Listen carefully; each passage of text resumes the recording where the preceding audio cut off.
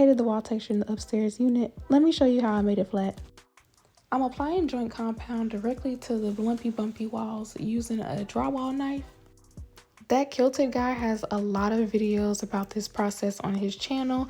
I'll link that and some other videos I found useful down below in the description box. But as you see me doing here, I'm just applying the joint compound directly to the wall and smoothing it out. You do see some lines from where the trowel is skipping over the texture. That's going to be covered during the second coat. The first coat is really just about filling in a lot of those indentations, and then the second coat is to come back and perfect it. It takes about 24 hours for the joint compound to completely dry.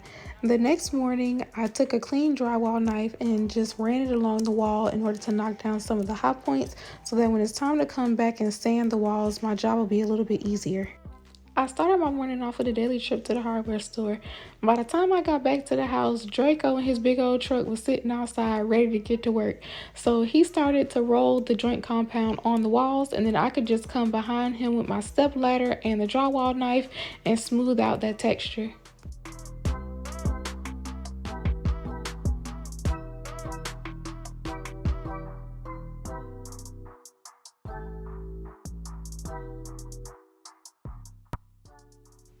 Using a paintbrush roller really sped up the process.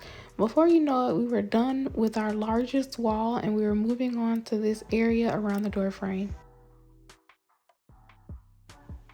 For the first 2 days of this project, Draco and I were using a wooden paint stirring stick from Lowe's to mix the joint compound with water, and I quickly realized that wasn't going to work for me. So I purchased this $30 drill from Walmart. I chose to buy a more affordable drill because I heard that if you use your drill to mix thicker substances like joint compound and mortar, there's a possibility that you can burn out your motor. So at this price point, I could afford to replace the drill if I needed to. I found it easiest to work with the joint compound if the texture was similar to a cake icing.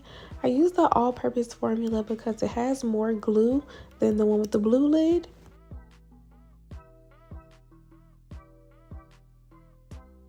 I repeated this process until I covered every wall in the kitchen, and then it was time to tackle these outdated 1973 asbestos-laced popcorn ceilings.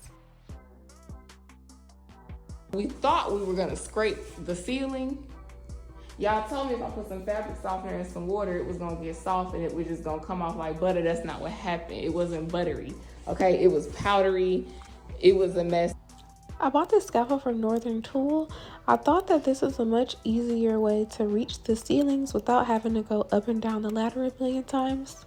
Assembling the scaffolding was pretty easy. The hardest part was getting this heavy wooden platform to stay in place. It kept falling through the middle. I tried several times. I think it would have been much easier if I had a second set of hands to help out.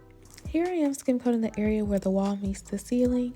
I'm not putting my drywall knife directly into that corner. Instead, I'm keeping it about 1/4 of an inch back and then applying some pressure to the front of the drywall knife so that I can push that product into the corner and maintain the crisp and defined edges.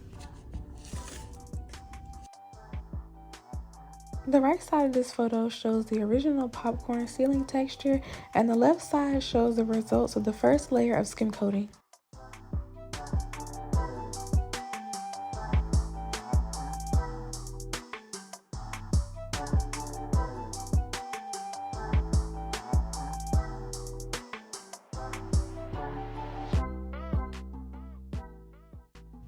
Once I finished the first layer of skim coating for the ceiling and all the walls, my homegirl Vo stopped by to help me tack around too.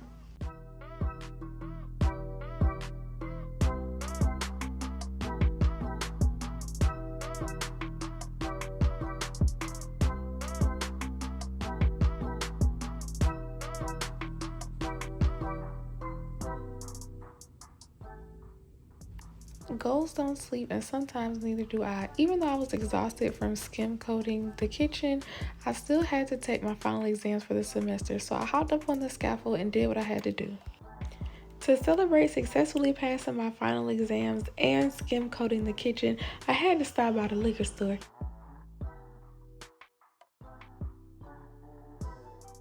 This wall goes to both the kitchen and the dining room. The wall has texture here, and then You get to this doorway and then the texture just all of a sudden stops up there, and this is all smooth for the rest of the hallway.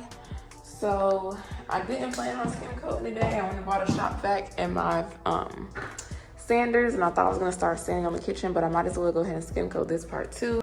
As a woman with locks, while I do love texture, I don't want it on my walls. It took me about an hour and a half to get this section skim coated. The entryway to my home has textured walls and ceilings just like the kitchen did. My cousin was in town, so she was able to share in this experience and help me skim coat this entryway. She also gave my house the nickname of the Blessed House, and who am I to argue with that? All 3 bedrooms in my unit had popcorn ceilings. I removed the texture by skim coating just like I've done in all the other areas. Your girl was getting pretty good with a drywall knife, so at this point I was starting to pick up speed. I mean, it's 100% worth it to skim coat in order to get rid of this ugly popcorn ceiling, but damn, I don't want y'all to popcorn nothing else. Y'all hear me? Don't bring this shit back. All the trends that come back from the 70s, the cute bell-bottom jeans, all that's good, that's lovely, that's dandy. Don't bring this shit back. I'm not playing with y'all. No.